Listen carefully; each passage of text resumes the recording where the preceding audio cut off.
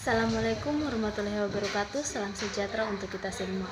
Perkenalkan, nama saya Tirani Prantika Rubun, NPM akhir 021. Di sini saya akan menjelaskan RPP yang telah saya buat. RPP yang saya buat merujuk pada sekolah menengah pertama mata pelajaran IPS dengan pokok materi perkembangan praaksara di Indonesia. Tujuan pembelajaran yang pertama, melalui pendekatan saintifik dengan menggunakan model pembelajaran discovery learning, siswa dapat menceritakan kembali masa praaksara dengan baik. Yang kedua, melalui pendekatan saintifik dengan menggunakan model pembelajaran discovery learning, siswa dapat menjelaskan kembali mengenai nilai-nilai budaya masa praaksara di Indonesia dengan baik. Materi pembelajaran. Di sini materi pembelajaran ada 4. Yang pertama, menjelaskan pengertian praaksara. Yang kedua, menjelaskan periodisasi masa praaksara. Yang ketiga, nilai-nilai budaya masa praaksara di Indonesia. Yang keempat, nenek moyang bangsa Indonesia.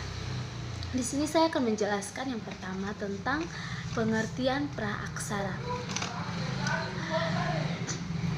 Praaksara terdiri atas 2 kata, pra yang berarti belum dan aksara yang berarti tulisan. Praaksara adalah zaman dalam sejarah manusia di mana manusia belum mengenal tulisan. Mereka saat itu hanya meninggalkan bangunan-bangunan atau alat-alat sederhana yang menjadi bukti sejarahnya. Yang kedua, tentang periodisasi masa praaksara. Menurut geologi adalah arkaikum, yaitu zaman yang berlangsung selama 2,500 juta tahun dan merupakan zaman yang tertua. Pada zaman ini kulit bumi memiliki suhu yang tinggi sehingga belum ada kehidupan. Yang ketiga, tentang nilai-nilai budaya masa praaksara di Indonesia. Nilai-nilai budaya masa praaksara di Indonesia. Yang pertama, nilai religius atau kepercayaan. Yang kedua, nilai gotong royong. Yang ketiga, nilai musyawarah. Yang keempat, nilai keadilan. Di sini ada 2 tradisi, yaitu tradisi bercocok tanam dan tradisi pahari yang artinya pelayaran. Yang keempat, nenek moyang bangsa Indonesia. Nenek moyang bangsa Indonesia datang dari Yunan, dari Cina Selatan. Mereka pindah 2000 tahun lalu karena mereka terdesak bangsa Cina. Nenek moyang kita adalah bangsa Melayu.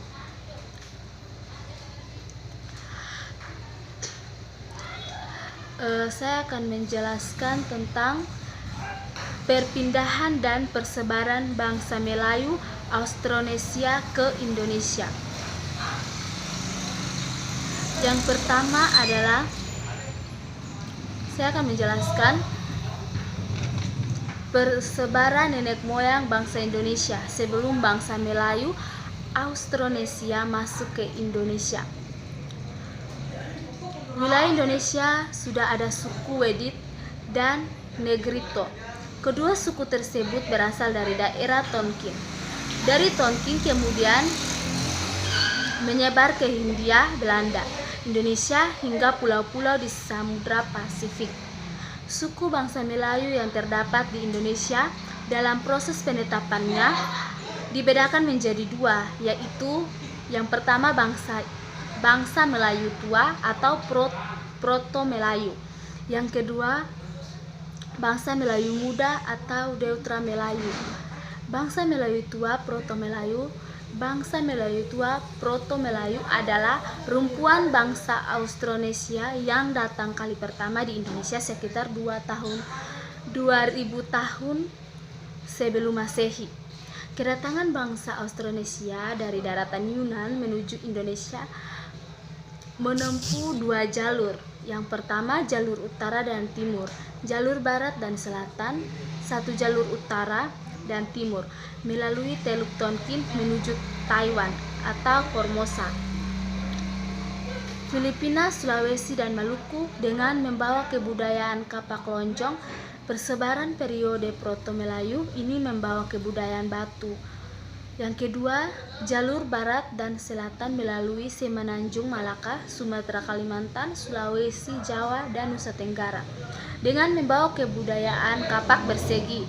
Persebaran periode Deutra Melayu ini membawa kebudayaan logam. Bangsa Melayu muda Deutra Melayu. Bangsa Melayu muda Deutra Melayu adalah rumpun bangsa Australia yang datang ke Indonesia pada gelombang kedua, terjadi pada sekitar 500 tahun sebelum Masehi.